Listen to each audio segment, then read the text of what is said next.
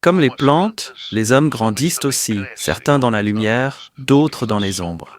Beaucoup ont besoin des ombres, pas de la lumière. L'ombre est un phénomène psychologique, le reflet de toutes nos pensées, désirs, volontés et aptitudes refoulées, qui ont été écartées tout au long de notre existence. Nous finissons par être façonnés par les influences extérieures.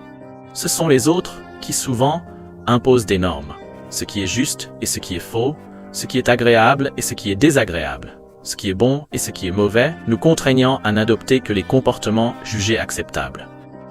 Ainsi, notre personnalité se trouve modelée pour se conformer à cette vaste collectivité que nous appelons le monde. Le problème, c'est que ce ne sont pas seulement nos pulsions les plus obscures qui sont réprimées par la société, mais aussi des structures fondamentales comme la famille, les amis, l'école, le travail, qui nous forcent à nier des fragments uniques et précieux de notre essence, simplement parce qu'ils ne s'intègrent pas dans ce que l'on considère comme correct. Qui n'a jamais ressenti qu'une partie de soi, une part vibrante d'émotion, d'originalité, de vocation, avait disparu, qu'elle s'était éteinte lentement avec le temps.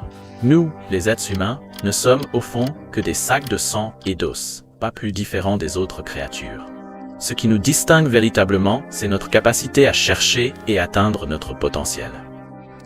Nous possédons la faculté de transformer notre existence en une œuvre, en une véritable œuvre d'art. Et si nous avons la chance, à la fin de notre voyage, nous n'aurons que peu de regrets. Car ce qui sépare notre moi profond de notre potentiel est précisément l'ombre, cette facette refoulée de notre psyché. L'ombre est la facette de notre personnalité que nous cachons au monde et même à nous-mêmes. Ce sont ces pensées, ces émotions, ces désirs que nous ne voulons pas que les autres découvrent. Car, aussi ambitieux que nous soyons dans notre quête d'évolution, aucun de nous n'est aussi parfait ni aussi élevé que nous aimons à le croire. Nous avons des impulsions animales, des désirs de plaisir, de pouvoir et d'autres aspects qui vont à l'encontre de ce que la société considère comme juste. Nous possédons tous un côté obscur, un côté agressif, un côté cruel qui peut infliger de lourds dommages aux autres. Un côté très différent de la personne que nous pensons être. Nous avons tendance à nier nos défauts, nos faiblesses, nos pensées. Le problème émerge lorsque nous nous demandons « Mais où vont toutes ces choses ?» C'est là que le psychologue Carl Jung, le disciple de Freud, soutenait qu'elles ne disparaissent pas, mais qu'elles se plongent dans l'inconscient et fusionnent avec ce qu'il appelait l'ombre. Des impulsions, des désirs, des émotions et des traits de caractère qui sont incompatibles avec l'image consciente que nous avons de nous-mêmes. Ce que Jung désignait par le terme « persona », une sorte de masque que nous portons au quotidien pour interagir avec le monde. C'est la personne que nous montrons aux autres. Et en raison des règles et des valeurs de la culture dans laquelle nous vivons, ces éléments ne peuvent pas être acceptés ni intégrés. Ils sont souvent repoussés dans l'inconscient, mais continuent d'influencer profondément notre vie. Dans la plupart des cas, de manière négative et perturbatrice, ils nous poussent à prendre des décisions automatiques, à vivre dans un état de déconnexion, sans même réaliser que nous nous enfonçons, sans comprendre pourquoi cela nous arrive. Jung croyait que l'esprit humain est composé de fragments multiples, autant de pièces à organiser et réintégrer, l'ombre étant l'une des plus importantes, si ce n'est la plus cruciale, qui doit être incluse dans notre personnalité. L'ombre est la facette de notre personnalité que nous cachons au monde et même à nous-mêmes. Ce sont ces pensées, ces émotions, ces désirs que nous ne voulons pas que les autres découvrent. Car, aussi ambitieux que nous soyons dans notre quête d'évolution, aucun de nous n'est aussi parfait ni aussi élevé que nous aimons à le croire. Nous avons des impulsions animales, des désirs de plaisir, de pouvoir et d'autres aspects qui vont à l'encontre de ce que la société considère comme juste. Nous possédons tous un côté obscur, un côté agressif, un côté cruel qui peut infliger de lourds dommages aux autres. Un côté très différent de la personne que nous pensons être. Nous avons tendance à nier nos défauts, nos faiblesses, nos pensées. Le problème émerge lorsque nous nous demandons « Mais où vont toutes ces choses ?» C'est là que le psychologue Carl Jung, le disciple de Freud, soutenait qu'elles ne disparaissent pas, mais qu'elles se plongent dans l'inconscient et fusionnent avec ce qu'il appelait l'ombre. Des impulsions, des désirs, des émotions et des traits de caractère qui sont incompatibles avec l'image consciente que nous avons de nous-mêmes. Ce que Jung désignait par le terme « persona », une sorte de masque que nous portons au quotidien pour interagir avec le monde. C'est la personne que nous montrons aux autres. Et en raison des règles et des valeurs de la culture dans laquelle nous vivons, Ces éléments ne peuvent pas être acceptés ni intégrés. Ils sont souvent repoussés dans l'inconscient, mais continuent d'influencer profondément notre vie. Dans la plupart des cas, de manière négative et perturbatrice, ils nous poussent à prendre des décisions automatiques, à vivre dans un état de déconnexion, sans même réaliser que nous nous enfonçons, sans comprendre pourquoi cela nous arrive. Jung croyait que l'esprit humain est composé de fragments multiples, autant de pièces à organiser et réintégrer, l'ombre étant l'une des plus importantes, si ce n'est la plus cruciale, qui doit être incluse dans notre personnalité. Jung avait une vision unique de l'esprit humain. Il a développé des concepts particulièrement intéressants pour approfondir notre compréhension de la psyché.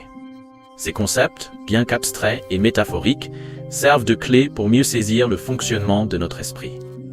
Il est essentiel de noter qu'il ne s'agit pas d'une division concrète dans le cerveau, mais d'une construction théorique. Jung a ainsi divisé, de manière métaphorique, l'esprit en 4 parties principales. La première est le conscient, ou le champ de la conscience immédiate qui comprend nos pensées, sentiments et perceptions dont nous avons conscience à un instant donné. La deuxième est l'inconscient collectif, une dimension profonde et universelle partagée par tous les êtres humains. Il renferme des éléments universels présents dans toutes les cultures. Ce niveau abrite les archétypes, des symboles et des images primordiaux qui influencent nos pensées, nos comportements, et se retrouvent dans les mythes, les contes, les religions et bien d'autres aspects de la vie humaine. La troisième partie est l'inconscient personnel, une couche contenant des contenus psychiques, autrefois accessibles à la conscience, mais désormais réprimés ou oubliés. Cette partie inclut nos expériences individuelles, souvenirs et pensées, qui restent enfouis au plus profond de nous. Enfin, l'ombre, selon Jung, représente les aspects inconscients et parfois refoulés de notre personnalité. Elle réside dans l'inconscient personnel et agit comme une force influençant silencieusement notre psyché. L'ombre ne se compose pas seulement d'aspects négatifs, et c'est ici que les choses commencent à devenir vraiment intéressantes. Elle contient également des qualités positives qui ont été négligées ou refoulées. Reconnaître et intégrer l'ombre dans le soi ne signifie pas accepter ce qui est considéré comme mauvais, mais bien embrasser la totalité de notre être, en reconnaissant la complexité et la dualité inhérentes à la condition humaine.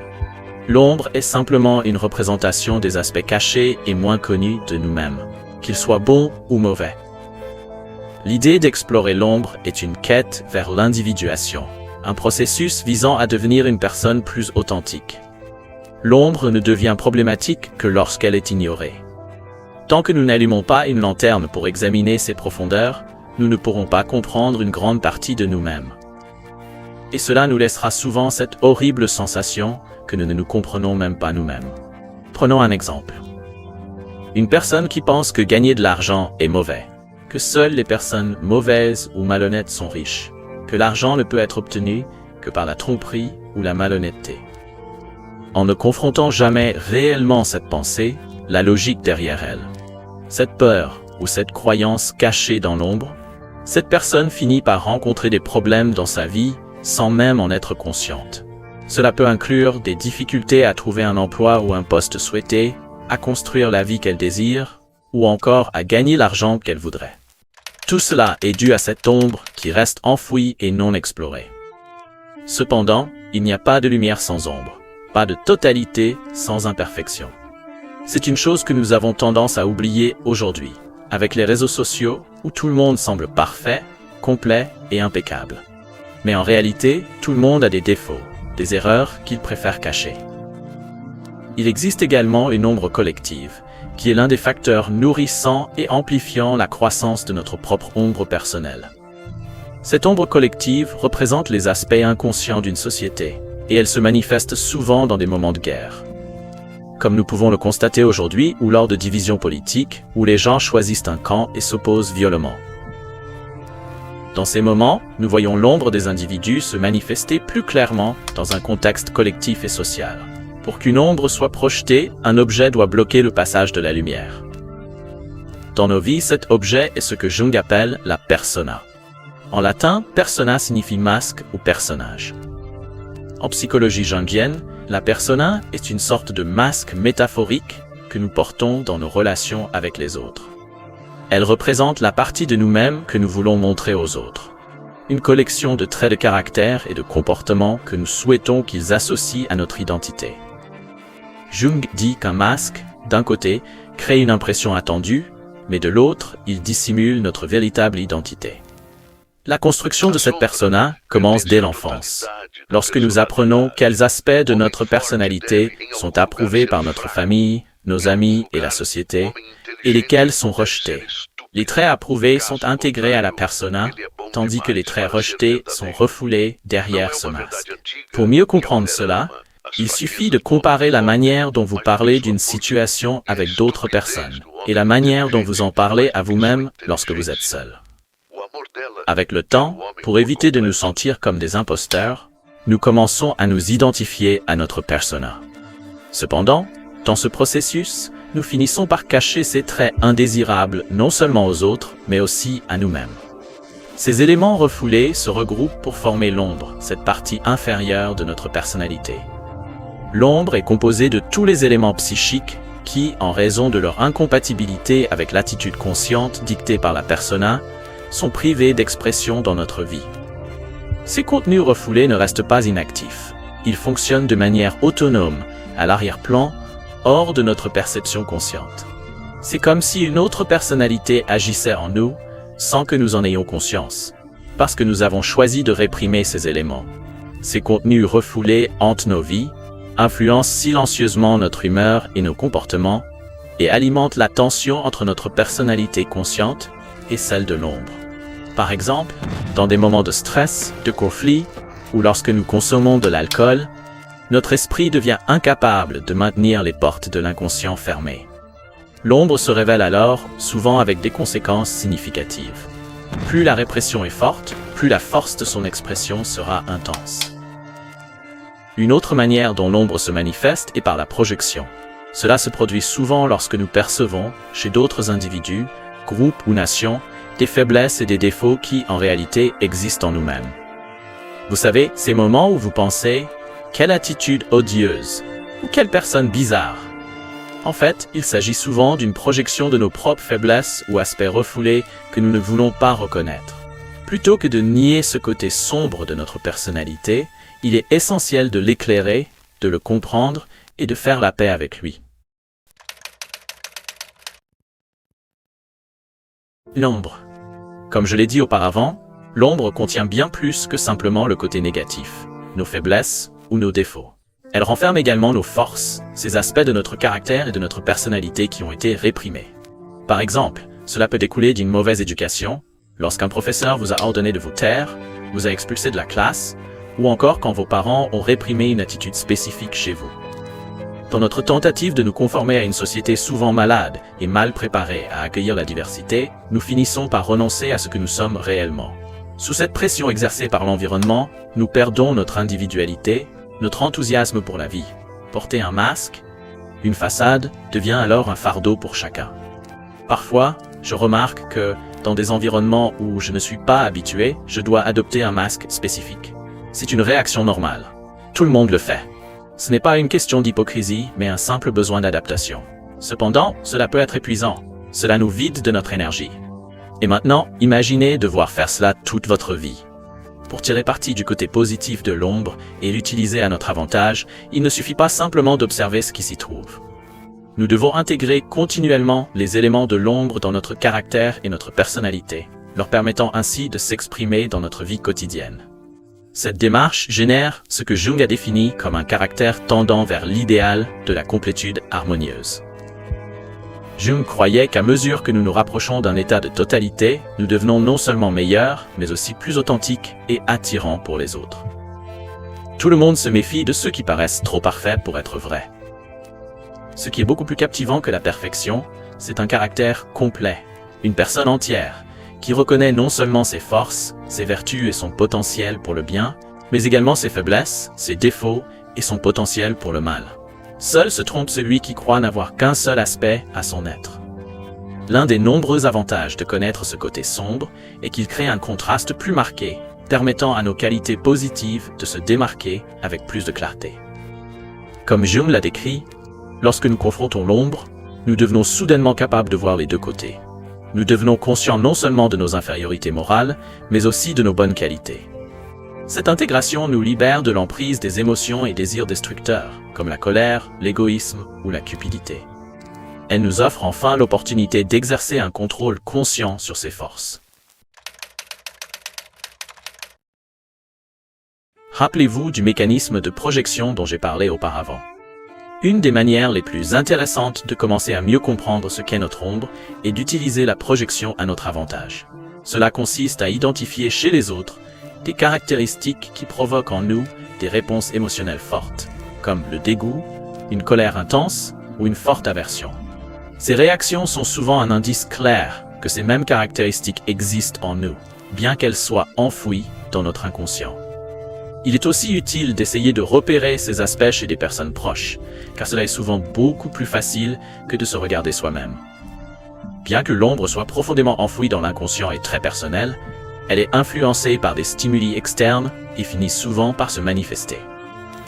Lorsqu'elle émerge, cela nous permet de voir clairement les éléments de l'ombre des autres, ou ceux qui existent en nous-mêmes. Un autre aspect positif de l'ombre réside dans certains de nos impulsions instinctives, comme les désirs de rivalité, de pouvoir ou de plaisir. Ce sont des aspects que nous avons tendance à réprimer, parfois pour de bonnes raisons selon les circonstances de la vie. Cependant, il est crucial de reconnaître et d'accepter que ces désirs renferment une immense puissance. Une fois que nous en devenons conscients, nous pouvons les maîtriser, les canaliser et même les utiliser pour nous motiver à prendre des risques nécessaires. Ces risques sont souvent essentiels pour poursuivre une vie qui vaut vraiment la peine d'être vécue. L'ombre est indissociable de la totalité de la personnalité. L'homme fort doit, à un endroit, être faible. De même, l'homme intelligent doit, à un certain moment, être stupide. Autrement, il semblerait trop parfait pour être réel. Ne dit-on pas depuis toujours que la femme chérit davantage les faiblesses de l'homme fort que sa force, et la naïveté de l'homme intelligent plus que son intelligence? Son amour aspire à l'homme dans sa totalité. Je lance une invitation, n'est-ce pas? Une invitation pour que chacun accepte de relever ce défi. C'est une difficulté que j'éprouve également, mais que nous sommes tous appelés à affronter.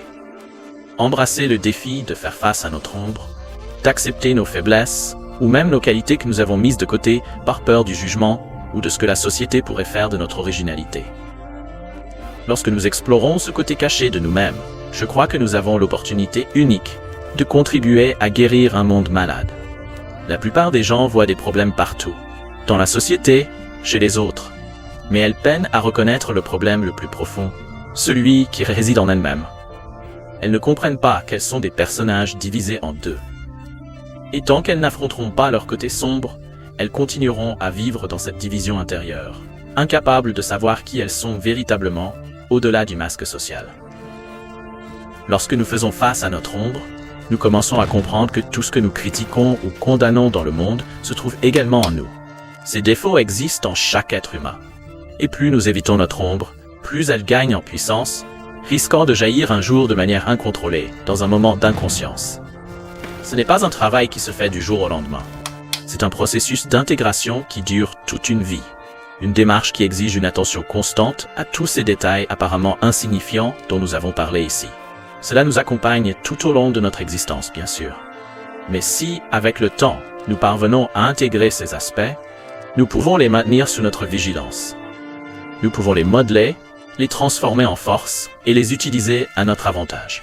En général, ceux que nous admirons sont souvent ceux qui ont su apprivoiser leur ombre et vivre en harmonie avec elle.